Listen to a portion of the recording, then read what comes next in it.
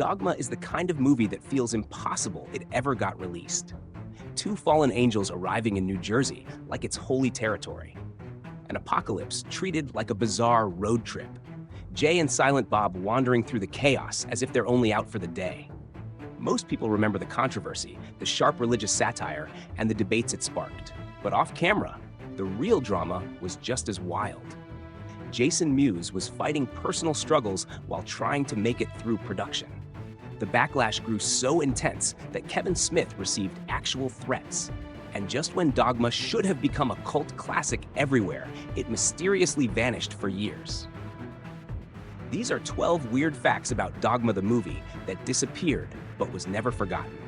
Stay until the end, because the long-rumored Dogma 2 might finally be closer than anyone expected. 1. Dogma was years in the making before anyone heard of Kevin Smith.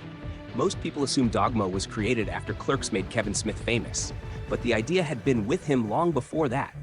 He first began developing the concept while attending film school in Vancouver, where he started writing notes for a project originally titled God.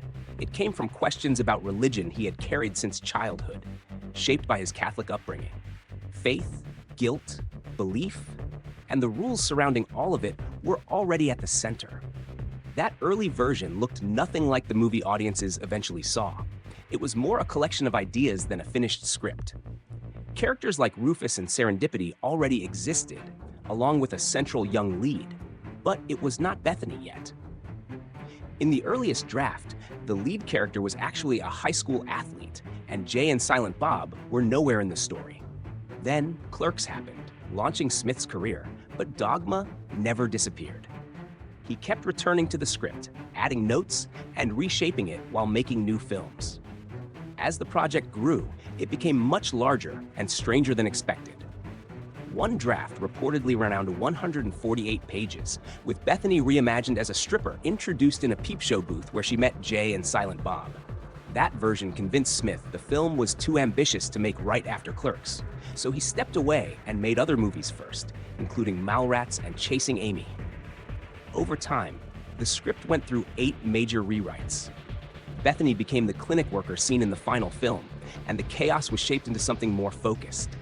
So Dogma was never a sudden burst of inspiration. It was a project Kevin Smith carried for years, rewriting it again and again, until he was finally ready to make the version audiences know today. 2. The original cast plan changed completely before filming began. Even after Kevin Smith finally finished shaping Dogma, the cast was still far from settled. The earliest lineup looked much more like an extension of the world he had already built in Chasing Amy. Joey Lauren Adams was originally considered for Bethany, Ben Affleck was already attached as Bartleby, and Jason Lee was expected to play Loki. At that stage, the movie still felt like another chapter in Smith's familiar creative circle. Then the project grew larger, and those early plans started to fall apart. Bethany became the first major change. The financiers reportedly wanted a bigger star than Joey Lauren Adams, which transformed the role into something they believed could help market the film more aggressively. Smith's next choice was Gillian Anderson, whose intelligence and screen presence made sense for the role's spiritual center. She passed, and eventually Linda Fiorentino stepped in, bringing a tougher and sharper edge to Bethany than earlier versions likely would have had. The angel pairing changed too. Affleck remained as Bartleby, but Jason Lee became unavailable because of scheduling conflicts. That forced the film to rethink one of its most important relationships. The solution came from Affleck himself, who suggested his longtime friend Matt Damon for Loki. Damon joined the project, giving the two fallen angels a smoother and more natural chemistry at the center of the movie. Then the wheel turned once again. Jason Lee's schedule unexpectedly opened up, and he still wanted to be part of the film. Since Loki was now taken, Smith moved him into the role of Azrael. That change may have improved the movie even more. Lee played Azrael with frantic, dangerous energy rather than cold control, making the villain feel unstable and unpredictable. So the final cast was never part of one perfect master plan. It was the version that survived after the movie kept changing around it, and in the end, it gave Dogma exactly the voices it needed. 3. Kevin Smith wanted Alan Rickman from the very beginning. Long before Dogma was fully cast, Kevin Smith already knew exactly who he wanted to play Metatron, Alan Rickman. That choice was not random. Smith once said he went into Die Hard expecting to be impressed by Bruce Willis, but walked out thinking about Rickman instead. His performance as Hans Gruber was the one that stayed with him. Rickman had a rare ability to sound calm, intelligent, and dangerous all at the same time. He could deliver lines with elegance while still feeling threatening, and Smith never forgot that. So when Dogma finally reached the point where bigger casting options became possible, Rickman was not just a dream name on a list. He was the actor Smith had always wanted. The role of Metatron also needed someone exactly like him. The character has to explain heaven's rules, prophecy, and divine logic inside a movie packed with profanity, chaos, and absurd comedy. Cast the wrong person, and Metatron could have felt like either a boring lecture or a joke that never landed. The film needed someone who could be amused, irritated, and powerful without losing credibility. Miramax reportedly heard that Rickman had enjoyed chasing Amy, which opened the door. Smith sent him the script, and Rickman agreed almost immediately. What seemed like a long-shot fantasy turned into one of the easiest major casting victories of Smith's career. The moment Rickman appears in the film, it becomes obvious why Smith wanted him so badly. He does not play Metatron like some glowing heavenly cliché. Instead, he feels like someone exhausted from explaining celestial bureaucracy to humans for centuries. His delivery is dry, sharp, and endlessly patient in the most irritated way possible. He made the character funny without making him small, and powerful without turning him into a stiff authority figure. In the middle of all Dogma's noise and madness, Rickman gave the movie something it desperately needed: a voice that made the rules of heaven sound real. 4. Alan Rickman didn't just improve the film, he pushed Jason Mewes to another level. When Alan Rickman joined Dogma, he did more than strengthen the cast. He also had a surprising effect on Jason Mewes. Mewes knew exactly what kind of performer Rickman was, and it got into his head quickly. This was not another relaxed Kevin Smith set, where he could rely on instinct and casually slide through scenes as Jay. He was about to work alongside someone he viewed as disciplined, precise, and operating on a much higher level. Mewes did not want to be the weak link standing next to Alan Rickman. Smith noticed that pressure and reportedly pulled him aside with a blunt warning: show up prepared, know your lines, and do not become a problem on set. Mewes took that message more seriously than Smith expected. He returned fully prepared, with Jay's dialogue memorized. When Smith tested him, expecting cracks to appear, they did not. Mewes knew every line. Then things became even more surprising.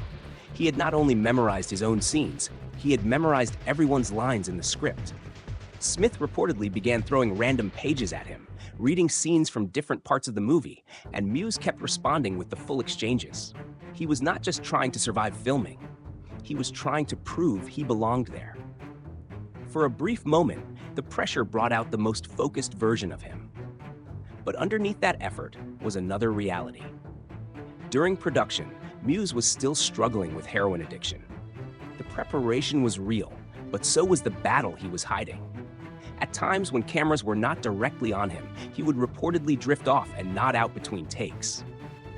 Smith had to confront him because no amount of preparation could completely hide what was happening. The film even accidentally captured some of it. In the bar sequence, where Jay is held by Azrael's group, some viewers claim Mewes can be seen nodding off in the background. Years later, that contradiction finally caught up with him. After struggling for a long time, Mewes committed to sobriety in 2010 and rebuilt his life. So Dogma holds both sides of his story at once: the weight he carried then and the strength he later found to overcome it. 5. George Carlin was perfect casting before he even spoke a line. The second George Carlin appears in Dogma as Cardinal Glick, the joke already works before he says anything. Kevin Smith wanted him for a very simple reason. Carlin had spent years building one of the most anti-authority voices in American comedy. He was skeptical, irreverent, and had little patience for institutions pretending to be noble while behaving like corporations. So placing him inside Dogma as a smiling church spokesman instantly made the satire stronger. The character lands the moment audiences see him. Smith also had a personal connection to Carlin's work. He has said that when he was young, his father introduced him to Carlin's comedy album Class Clown. That meant Carlin was not just another celebrity comedian to him. He was one of the voices that helped shape his sense of humor from childhood. By the time Dogma came around, casting him felt less like hiring a star and more like finally working with someone who had lived in Smith's creative world for years. When they eventually met, the story became even more human. Carlin reportedly loved the script because it challenged the church, which already made him a natural fit for the movie. But he was also carrying private grief into the production. His wife had recently passed away, and he was not ready to remove his wedding ring. Playing a Catholic cardinal would normally require taking it off. Instead, Carlin came up with his own solution: cover the ring with a bandage and continue filming. Smith agreed, and that small gesture allowed Carlin to hold on to something he was not emotionally ready to let go of. That quiet emotional weight fits his performance more than many people realize. Carlin does not play Cardinal Glick as a loud cartoon. He is calm, polished, and almost effortlessly convincing. That makes the satire sharper. He sounds exactly like the kind of man who could turn faith into branding language and call it progress. The joke is not that he says outrageous things. The joke is that he sounds believable. So the casting worked on two levels at once. Kevin Smith got one of the comic voices that shaped him, and the movie got the perfect man to sell religious rebranding with a straight face. 6. Kevin Smith filled the movie with hidden faces from his own world. By the time Dogma went into production, Kevin Smith was not just making a movie. He was quietly packing it with people connected to his own life and creative circle. Some appearances are easy to spot, while others only became interesting years later after those faces turned famous somewhere else. That makes Dogma feel like a time capsule hiding in plain sight. One of the earliest examples comes in the opening scene, where Betty Aberlin appears as the nun. That casting is stranger than it first seems, because she was best known as Lady Aberlin from Mr. Rogers' Neighborhood. So the movie opens with someone associated with one of the gentlest shows in television history, then immediately drops her into Kevin Smith's world of Catholic satire and chaos. Then there is the airport scene, which quietly includes a much younger face in the background. Long before most people knew who he was, you can reportedly spot Brian Quinn, later famous as Q from Impractical Jokers. At the time, Quinn was working in Smith's View Askew office. Even the way Quinn entered Smith's orbit sounds like a story from one of Smith's own scripts. He had allegedly sent Smith a cassette tape of himself walking into a comic book store and loudly confronting the owner for insulting Kevin Smith movies. Smith found it funny enough to offer him a job. It is such a weirdly specific origin story that it sounds made up, but it perfectly fits Smith's universe. The film also quietly brought back Jeff Anderson, who had played Randall in Clerks. After that film became successful, Anderson reportedly felt he should have been paid more and drifted away for a period of time.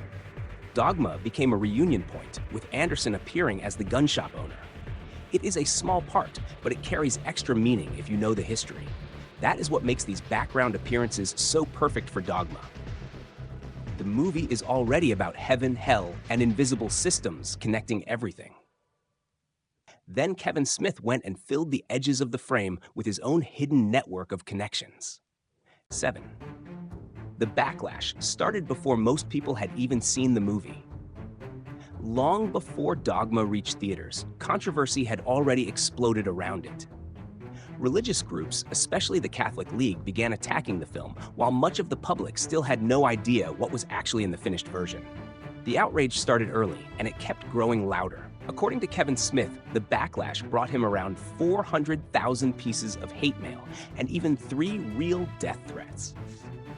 That is an extreme response for a movie that also features absurd comedy and a giant rubber monster made of waste. What made the situation even stranger was that some of the anger was reportedly aimed at the wrong version of the film. An early draft of the script had leaked online, meaning many critics were reacting to scenes and ideas that had already been rewritten or removed before Dogma was completed. In many cases, protests were focused on material that no longer existed in the actual movie. Then the story became even more surreal. Smith heard there would be a protest at his own local theater. so he decided to go see it for himself. He brought his friend Brian Johnson and quietly stood among the protesters while they condemned his film without realizing the director was right beside them. A local news crew arrived, recognized Smith, and asked if he was the filmmaker behind Dogma. Smith instantly denied it and introduced himself using the fake name Brian Johnson. That left the real Brian Johnson standing next to him, suddenly needing to invent a fake name of his own on the spot. Smith then gave an interview, pretending to be just another angry protester. He mocked Dogma, claimed he had heard nothing good about it, and casually added that he did at least like the director's earlier movie, Clerks. That perfectly sums up the strange energy surrounding Dogma. It was condemned before many people saw it, protested over scenes that no longer existed, and mocked publicly by its own director while he stood in the crowd pretending to be someone else. 8. The controversy didn't kill the movie, it helped make it bigger. Once Dogma finally reached theaters, the story became far more complicated than the protests suggested. Despite all the backlash, audiences still showed up. Made for around $10 million, the film went on to earn more than $45 million worldwide. For a movie carrying that much controversy and such a strange premise, that was a strong result. The outrage was real, but it did not shut the doors. If anything, it made more people curious to see what all the noise was about. And the critical response was stronger than many expected. Legendary critic Roger Ebert gave the movie 3.5 out of 4 stars, praising it for doing something rare, treating religious faith both seriously and humorously at the same time. That balance is one of the main reasons Dogma worked. Beneath all the profanity, arguments, and absurd chaos, the film was genuinely exploring belief, institutional power, and what happens when faith becomes buried under rigid systems. Many viewers recognize that distinction. Even some religious audiences did not see the film as an attack on God or belief itself. They saw it as a criticism of dogma in the stricter sense, bureaucracy, inflexibility, and organizations that lose sight of the values they claim to protect. For fans of Kevin Smith, the movie also felt like a creative leap. It still had his voice, his humor, and his dialogue style, but now it was dealing with angels, theology, apocalypse-level stakes, and bigger philosophical questions than he had tackled before. So Dogma did not arrive and collapse under controversy. It arrived, made real money, earned serious reviews, and found an audience that understood the difference between mocking faith and challenging the machinery built around it. 9. A famous movie became strangely hard to watch for years. For a film as well known as Dogma, it became surprisingly difficult to watch. People still quoted it, recommended it, and talked about it for years. But when fans actually tried to find it again, they kept hitting the same wall. DVDs became harder to locate, streaming platforms rarely carried it, and the movie seemed to vanish while its reputation stayed alive. At first, that only felt strange. Then the real reason became clearer. When the Walt Disney Company, which owned Miramax at the time, grew uncomfortable with the religious controversy surrounding Dogma, Harvey Weinstein and Bob Weinstein reportedly bought the rights themselves. From that moment on, the movie's afterlife stopped behaving like a normal catalog title. Home video releases came and went. Distribution deals opened and closed. Streaming never gained a stable foothold. The film was not simply fading with age, it was stuck in legal limbo. Fans could keep asking for it, and Kevin Smith could keep talking about it. But none of that changed the one thing that mattered. The person controlling the rights was keeping the door shut. Then, Weinstein contacted Smith about the possibility of bringing Dogma back into circulation. For a moment, Smith thought there might finally be progress. But only about a week later, the public allegations against Weinstein exploded into global headlines, and that conversation suddenly took on a much darker meaning. Smith later suggested the call may not have been about the movie at all, but an attempt to see who might still remain close to Weinstein once everything broke. After that, Smith tried repeatedly to reclaim the film. He reportedly wrote heartfelt letters explaining how much Dogma meant to him personally and offered increasing amounts of money. First $250,000, then $500,000, then $1 million with support from friends like Ben Affleck and Matt Damon. The asking price reportedly climbed to $5 million, and Smith refused to pay what he saw as ransom for his own movie. So Dogma remained trapped for years, still remembered, still quoted, still wanted, but unavailable. Then the lock finally broke. The rights were eventually sold to a third-party investment company, creating a path for Smith to help bring the film back. In 2025, Dogma returned to theaters for its 25th anniversary, ending one of the strangest disappearances in cult movie history. 10. Dogma set may happen, but not in the way fans expect. Fans have wanted a sequel to Dogma for years, and Kevin Smith knows it. He has openly talked about returning to that world, but the more he explains the idea, the clearer one thing becomes. He is not talking about a simple nostalgia sequel. He seems interested in revisiting the same spiritual argument from a completely different stage of life. The first Dogma came from a much younger Kevin Smith, one still wrestling with religion from the inside. That movie was packed with angels, profanity, jokes, and end-of-the-world chaos. But beneath all of it was someone still deeply engaged in questions of faith, guilt, and belief. A sequel written today would come from a very different person.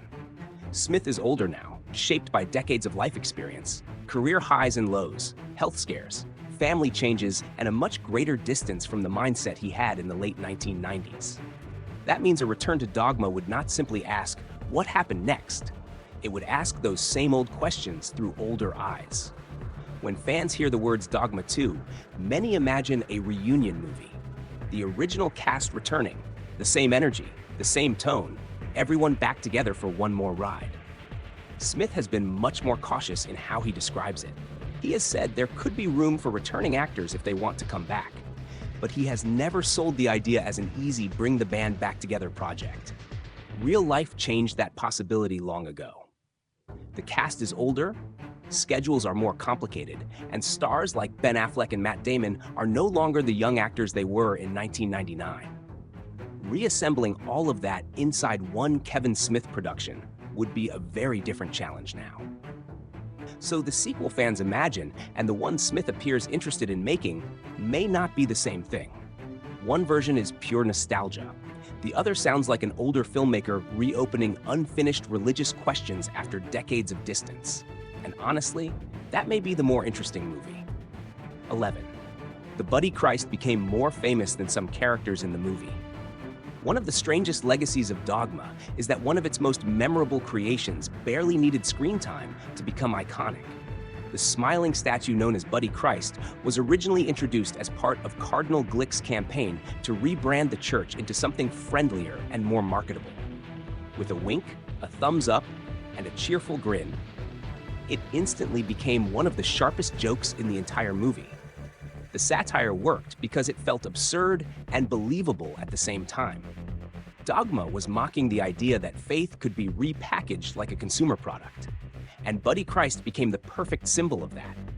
Instead of confronting spiritual depth, the church in the film tries to solve its image problem with branding. What nobody expected was how much audiences would embrace the joke itself. Buddy Christ quickly became one of the most recognizable images connected to Kevin Smith's career. Posters, shirts, collectibles, and fan art kept the statue alive long after the movie disappeared from circulation. In some ways, the symbol outlasted the film's own availability. For many casual viewers, Buddy Christ became more famous than several actual characters in Dogma. Some people who never even watched the movie still recognize the image. That is rare for a comedy prop. Most jokes stay inside the film that created them. This one escaped into pop culture. It also says something important about Dogma's staying power. Even when people could not easily stream or buy the movie, the ideas inside it kept circulating. Buddy Christ became shorthand for religious marketing, polished hypocrisy, and the awkward collision between belief and branding. So while Dogma vanished for years, its most cheerful joke never did. A plastic statue with a wink somehow became one of the movie's most lasting miracles. 12. Dogma survived because it refused to be safe. What makes Dogma still memorable decades later is not just the controversy or the cast. It is the fact that the movie refused to play safe. It was a strange road comedy filled with fallen angels, prophets in strip malls, vulgar jokes, and arguments about heaven. On paper, it sounds like something that should never have worked. Yet somehow, it did. Most studio comedies aim to offend no one and disappear quickly. Dogma did the opposite. It challenged institutions, asked uncomfortable spiritual questions, and mixed serious themes with ridiculous humor. That combination made some people angry, but it also made the movie impossible to ignore. Underneath all the chaos was a genuine question about belief itself. What happens when rules become more important than compassion? What happens when organizations forget why they were created in the first place? Dogma never pretended to have perfect answers, but it was willing to ask questions many movies avoided entirely. That is why it continued living through word of mouth even while it was unavailable for years. Fans passed around old DVDs, quoted scenes, debated meanings, and introduced it to new viewers whenever they could. Movies usually disappear when they cannot be found. Dogma became more legendary because it could not be found. Its survival also says something about audiences. People remember films that feel alive, risky, and personal. Even with all its rough edges, Dogma feels like a movie made by someone saying exactly what he wanted to say. That kind of honesty lasts longer than polish. So Dogma did not survive because it was perfect. It survived because it was bold, messy, funny, provocative, and completely unwilling to behave like a normal studio movie. And sometimes, that is exactly what keeps a film alive.